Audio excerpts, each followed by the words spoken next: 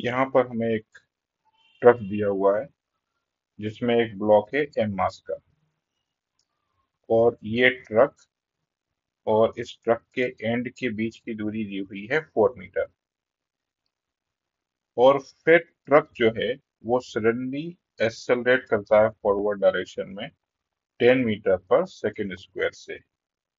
तो हमें ये बताना है कि स्मॉल एम जो है वो इस ट्रक से नीचे कितने समय के बाद में गिर जाएगा। तो ये मैंने आपको क्वेश्चन समझा दिया है। कोएफिशिएंट ऑफ फ्रिक्शन जो दिया हुआ है इस ब्लॉक और इस ट्रक के बीच में वो है 0.5। अब इस क्वेश्चन में क्या हो रहा है पहले हम ये समझने की कोशिश करते हैं। आप देखिए ये जो ब्लॉक है, ये ब्लॉक जिसका मास स्मॉल एम है, इस पे हम लोग पता करते हैं कि कितने फोर्सेस एक्ट कर रहे हैं। तो सबसे पहले तो यहाँ पर एक कॉन्टेक्ट फोर्स बना देते हैं। वो कॉन्टेक्ट फोर्स जो है वो ऊपर होगा नॉर्मल रिएक्शन। तो एक कॉन्टेक्ट फोर्स इधर हो गया। अब यहाँ पर जो कॉन्टेक्ट फोर्स होता है उसके दो कंपोनेंट होते हैं, एक होता है नॉर्मल, एक होता है फ्रिक्शन फोर्स। तो जब ट्रक आगे जाएगा तो ये ट्रक इस पर आगे फ्रिक्शन फोर्स लगाएगा। तो वो फ्रिक्शन फोर्स भी मैंने एफ आर यहाँ लगा दिया। और उसके बाद में एक non contact force which is m g, वो बना दिया। अब यहां से मुझको एक चीज समझ में आई कि स्मॉल एम का जो एक्सेलरेशन है वो फ्रिक्शन डिसाइड करेगा। मतलब जितना ज्यादा फ्रिक्शन फोर्स होगा उतना ज्यादा इस एम का एक्सेलरेशन होगा। तो मैं इस एम का एक्सेलरेशन मान लेता हूँ ए। और पहले ये पता करने की कोशिश करता हूँ कि इस एम का मैक्सिमम एक्सेलरेशन कितना हो सकता है। तो mass into acceleration, mass into acceleration, acceleration के डायरेक्शन का फोर्स मैंने लिखा है एफ आर। एक्सेलरेशन का मैक्सिमम वैल्यू मुझे तब मिलेगा जब फ्रिक्शन का मैक्सिमम वैल्यू होगा। और फ्रिक्शन का मैक्सिमम वैल्यू होता है mu into normal reaction. Normal किसके बराबर है, एम जी के बराबर। तो एक्सेलरेशन का जो मैक्सिमम वैल्यू होगा वो होगा म्यू जी। म्यू का वैल्यू दिया हुआ है 0.5 और जी हो गया आपका 10। तो मैं बोल सकता हूँ कि एक्सेलरेशन का मैक्सिमम वैल्यू हो गया 5 मीटर पर सेकेंड स्क्वायर। लेकिन ये ट्रक का एक्सेलरेशन 10 मीटर पर सेकेंड स्क्वायर दिया गया है। इसका मतलब इस ब्लॉक का एक्सेलरेशन 5 मीटर पर सेकेंड रहेगा और इसका एक्सेलरेशन 10 मीटर पर सेकेंड स्क्वायर हो जाएगा। क्योंकि ट्रक के साथ में मूव करने के लिए एम पर सफिशिएंट फ्रिक्शन है ही नहीं।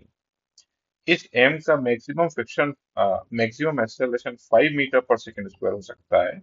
लेकिन हमने इसका एक्सेलरेशन जो है वो 10 मीटर पर सेकेंड स्क्वायर दे दिया। तो इनके बीच में स्लिपिंग स्टार्ट होगी ही होगी और फ्रिक्शन फोर्स का मैक्सिमम वैल्यू लग रहा होगा। और फ्रिक्शन फोर्स मैक्सिमम वैल्यू लगाने के बाद भी इस ब्लॉक को 10 मीटर पर सेकेंड स्क्वायर के एक्सेलरेशन से मूव नहीं करवा पाएगा। तो आखिरी में मुझे समझ में आया कि एम जो है वो 5 मीटर पर सेकेंड स्क्वायर के एक्सेलरेशन से मूव कर रहा है और ये 10 मीटर पर सेकेंड स्क्वायर के एक्सेलरेशन से। तो हम एक काम करते हैं, ब्लॉक एम इधर मान लेते हैं 5 मीटर पर सेकेंड स्क्वायर के एक्सेलरेशन से मूव कर रहा है। और ये जो ट्रक है वो ट्रक आगे की तरफ 10 मीटर पर सेकेंड स्क्वायर के एक्सेलरेशन से मूव कर रहा है। और ये जो डिस्टेंस दिया हुआ है वो दिया हुआ है 4 मीटर। अब ट्रक के रेस्पेक्ट में ये मोशन कैसा हो रहा है ये पता कर लेते हैं। तो ट्रक को मुझे रेस्ट पर लेके आना है।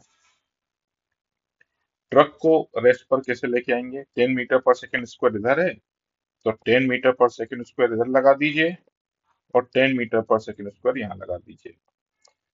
तो ट्रक के रेस्पेक्ट में इसका 5 इधर है और 10 इधर है। तो ट्रक के रेस्पेक्ट में ये पीछे जा रहा है 5 मीटर पर सेकेंड स्क्वायर के एक्सेलरेशन से। फिर से देखिए,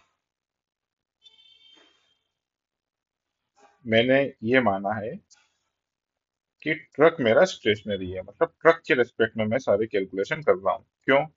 क्योंकि ट्रक से ही वो नीचे गिर रहा है, तो ट्रक के रेस्पेक्ट में ही इसका मोशन 4 मीटर दिया हुआ है, तो एक्सेलरेशन भी मैं फिर ट्रक के रेस्पेक्ट में ही लिखूंगा। तो 10 मीटर पर सेकंड स्क्वायर है, तो 10 मीटर पर सेकंड स्क्वायर इधर लगा दिया और 10 मीटर पर सेकंड स्क्वायर इधर लगा दिया। तो 10 इधर और 5 इधर, तो इधर कितना आ गया? 5। तो इस ब्लॉक का एक्सेलरेशन इस तरफ आ गया 5 मीटर पर सेकंड स्क्वायर। तो एक्सेलरेशन जो है वो लेफ्ट की तरफ है, तो मैंने मान लिया -5 मीटर पर सेकंड स्क्वायर। Initial velocity 0। क्यों? दोनों रेस्ट पर थे। और उसका डिस्प्लेसमेंट कितना हो जाएगा जब वो गिर जाएगा? तो डिस्प्लेसमेंट भी लेफ्ट की तरफ होगा और वो 4 होगा। तो यहाँ पर मैंने लिख दिया -4। अब टाइम पूछा है तो s is equal to ut plus half a t square लगा देते हैं। s की जगह पर लिखा है -4, u तो रहने देते हैं क्योंकि वो 0 है। हाफ एक्सेलरेशन की जगह पर लिखा -5 इंटू टी स्क्वायर। तो यहां से मैं बोल सकता हूँ टी स्क्वायर का वैल्यू है 8/5, विच एम्प्लाइज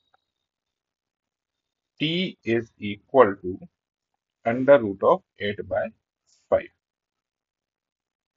और √8/5 जो है वो किसी ऑप्शन में नहीं दिया है, तो option D is correct. Answer mark कर देते हैं हम डी।